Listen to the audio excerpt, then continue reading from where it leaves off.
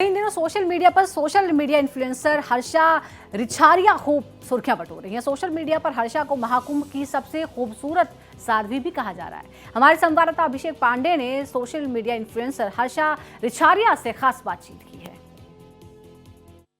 अब आप साध्वी की वेशभूषा में हम आपको देख रहे हैं। हालांकि अभी आप पूरी तरह से साध्वी नहीं बनी है, सिर्फ दीक्षा लिया है आपने, लेकिन एक्टिंग और मॉडलिंग की दुनिया से अचानक से पूरा सनातनी वेशभूषा, ऐसा क्या हुआ आपके साथ? लाइफ में क्या टर्निंग पॉइंट रहा? देखिए, सबसे पहले मैं बार बार सबसे एक ही रिक्वेस्ट कर रही हूँ कि मुझे साध्वी ना बोला जाए। जो कि आपने अभी बोला कि पूरी तरह साध्वी नहीं हुई है, तो मैं अभी आधे तरीके से भी साध्वी नहीं हूँ। ठीक है, एक शिष्य की जिंदगी जीना, एक मंद दीक्षा लेना, गुरुदीक्षा लेना और एक साध्वी की जिंदगी जीने में बहुत फर्क है। क्योंकि एक लेकिन मीडिया में और जो सोशल मीडिया है वहाँ आपको साध्वी ही कहा जाने लगा है। हालांकि आपने क्लियरिफिकेशन दिया और भारत एक्सप्रेस को भी दिया। मैंने बार बार मैं ये चीजें क्लियर कर रही हूँ कि मैं साध्वी की तपस्या साधना में आगे नहीं बढ़ी हूँ और मैंने उसका सोचा भी नहीं है।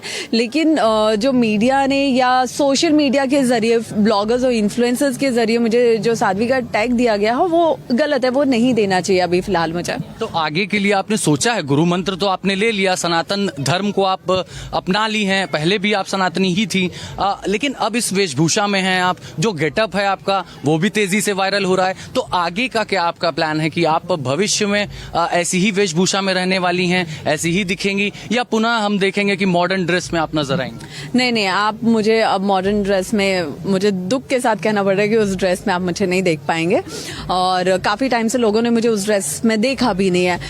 और क्योंकि मैं खुद सनातनी ही हूँ, पैदाइशी मेरी सनातन में हुई है, तो मैं उसी धर्म को आगे बढ़ाने के लिए, लोगों में जागरूकता लाने के लिए, अपने धर्म और संस्कृति से जोड़ने के लिए ही काम करना चाहती हूँ। हर्षा जी, दर्शक जानना चाहते हैं कि अभी आपका जो गेटअप है और पहले का जो गेटअप था, एक्टिंग मॉडलिंग में आप रही हैं, थोड़ा सा अपने विषय में बताएं। आपका जो इनिशियल लाइफ रही है, कहाँ आपका जन्म हुआ और किस परिवार से आप ताल्लुक रखती हैं?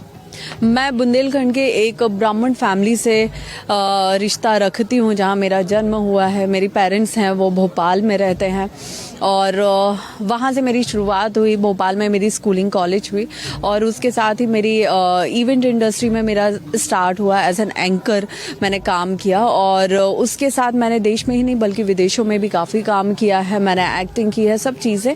एंड देन उसके बाद जब आप बहुत सात्विक होते हो ना, बाय बर्थ आप जब सात्विक होते हो, सात्विक फैमिली में जन्म लेते हो, तो आप धीरे धीरे उसी रास्ते पे बढ़ने लगते हो। आप करते कुछ हो लेकिन आपके दिमाग में चलता है कि मुझे ये करना है। मुझे कोई एक घटना, कोई एक ऐसा वाकया, हादसा जिसे कहते हैं टर्निंग पॉइंट, जिसे ऐसा कुछ नहीं हो, आप स्वतः प्रेरित लग रही हैं, सेल्फ मोटिवेटेड हैं आप?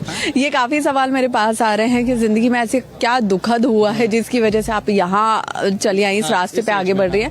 मेरे साथ कुछ भी ऐसा दुखद नहीं हुआ है महादेव की कृपा से, लेकिन मैं इसमें खुद ही प्रेरित होके आगे बढ़ती गई। फिर मुझे महादेव मेरे लिए आगे रास्ते खोलते गए और मेरे परम पूज्य गुरुदेव का मुझे सानिध्य मिला और जिसके साथ मैं इस रास्ते पे आगे बढ़ती हूँ। क्योंकि आमतौर पर इस उम्र में हम देखते हैं कि गृहस्थ आश्रम में लोग जाते हैं, फिर वानप्रस्थ आश्रम होता है और अंत में संन्यास आश्रम की तरफ जाते हैं, लेकिन हम देख रहे हैं अभी से आप सन्यासी वेशभूषा में। तो मुझे लगता है धोती कुर्ता पहनना और माथे पे चंदन लगाना, इसमें कोई बुराई नहीं है, ये कोई भी इंसान कर सकता है।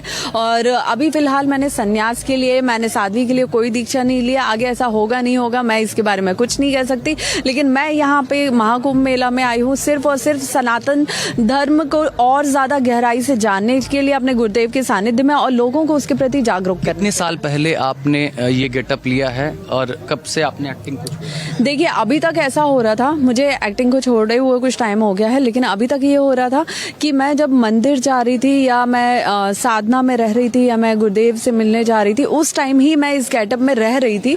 लेकिन अब मैं इसमें बहुत ज्यादा कंफर्टेबल हूँ, मुझे अच्छा लग रहा है। एक मतलब मुझे बहुत खुद में बहुत अच्छा फील हो रहा है कि मैं बहुत कंफर्टेबल हूँ। धोती कुर्ता पहन के आप कहीं भी निकल सकते हैं, आपको कुछ नहीं सोचना है। उसके बाद भी अगर लोग कुछ कहें तो वो मेरा आखिरी सवाल ये बताइए, आगे भविष्य में क्या आपने विवाह करने की सोची है या नहीं? नो कमेंट्स, इस बारे में अभी मैंने कुछ भी नहीं सोचा। I am so sorry. अभी कुछ नहीं। तो साफ तौर पर जिनकी चर्चा प्रयागराज महाकुंभ में सबसे ज्यादा हो रही थी, उनका साफ तौर पर हर्षा का कहना है कि ये कोई साध्वी नहीं है, बल्कि अभी इन्होंने सिर्फ गुरु दीक्षा ली है और कैलाशानंद गिरी महाराज की शरण में यहाँ प्रयागराज में आई है और उनका सानिध्य बना रहे, उनका आशीर्वाद निरंतर यूं ही बना रहे, इसके लिए ये महाकुंभ में शिरकत करने पहुंची। हालांकि अपने गेटअप और अपने लुक की वजह से ये चर्चा में बनी हुई हैं। वीडियो जर्नलिस्ट कमलेश भाटी के साथ अभिषेक पांडे, भारत एक्सप्रेस, प्रयागराज।